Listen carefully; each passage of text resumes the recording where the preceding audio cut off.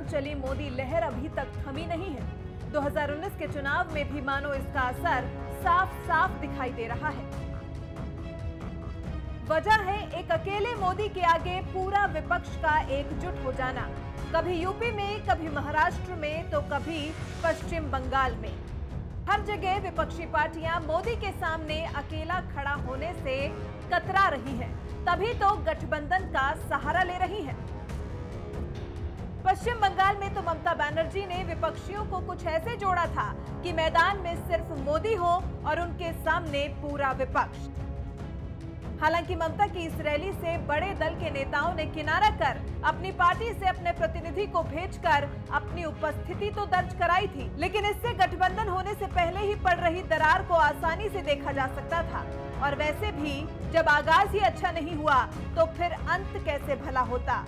और हुआ भी कुछ ऐसा ही।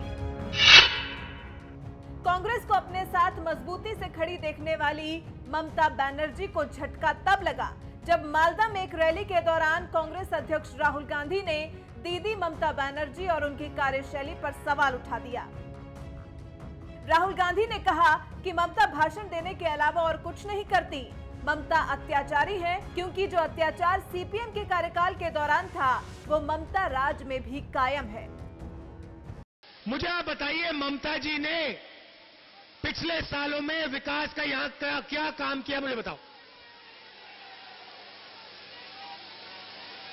कुछ किया? यहां पे युवाओं को रोजगार मिला, किसानों की मदद हुई। हाँ, तो एक तरफ नरेंद्र मोदी जी झूठी बात बोलते हैं, दूसरी तरफ यहां आपकी चीफ मिनिस्टर वायदे के ऊपर वायदे करते रहते हैं, मगर आपका यहां कुछ नहीं होने वाला है। बंगाल में एक व्यक्ति पूरे के पूरे बंगाल को चलाते हैं। न किसी से बात करती है, न किसी से पूछती है, जो उनके मन में आता है वो कर देती है। नरेंद्र मोदी जी अपने भाषणों में दिन भर झूठ बोलते रहते हैं। यहां किसी को ममता जी ने, नरेंद्र मोदी जी ने रोजगार दिया है? हाथ उठा के दिखा दो। कोई है यहां पे? ये देखो, कोई नहीं है। मुझे आप बताइए, ममता जी ने पिछले सालों में विकास का यहां क्या काम किया, मुझे बताओ। कुछ किया? यहां पे युवाओं को रोजगार मिला, किसानों की मदद हुई। हाँ, गठबंधन के लिए ममता की रैली में अपने प्रतिनिधि को भेजकर अपने शामिल होने के सबूत देने वाली कांग्रेस और फिर कांग्रेस अध्यक्ष के तेवर में इस तरह के बदलाव से हर कोई हैरान था। दीदी ममता बनर्जी को शायद खुद भी कांग्रेस अध्यक्ष से इस तरह के बयान की उम्मीद नहीं थी। तभी तो उन्होंने राहुल के वार पर पलटवार करने के लिए करीब 5 दिन का समय ले लिया। और जब उनसे राहुल गांधी के बयान को लेकर सवाल किया गया तो उन्होंने साफ कह दिया कि वो राहुल के वार का जवाब देना जरूरी नहीं समझती, क्योंकि राहुल तो अभी बच्चे हैं।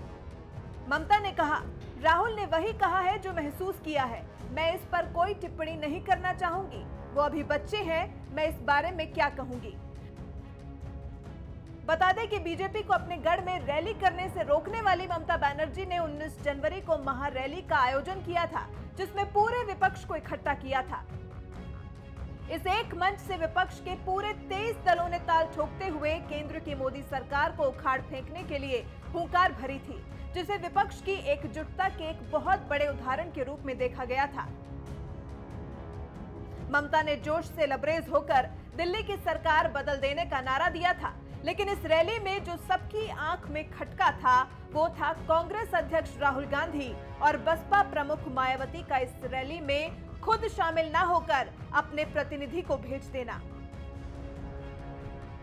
कांग्रेस की तरफ से रैली में नेता अभिषेक मनु सिंघवी ने हिस्सा लिया था। वहीं बीएसपी की तरफ से इस रैली में बीएसपी महासचिव सतीश चंद्र मिश्रा शामिल हुए थे। इनके अलावा दिल्ली सीएम अरविंद केजरीवाल, तेलुगु देशम पार्टी के अध्यक्ष चंद्रबाबू नायडू, कर्नाटक सीएम एचडी कुमारस्वामी, फारूक अब्दुल्ला, यशवंत सिन्हा, अरुण शौरी, शरद पवार, तेजस्वी यादव, हार्दिक पटेल, जिग्नेश मेवानी समेत कई नेता दीदी की इस महारैली का हिस्सा बने थे।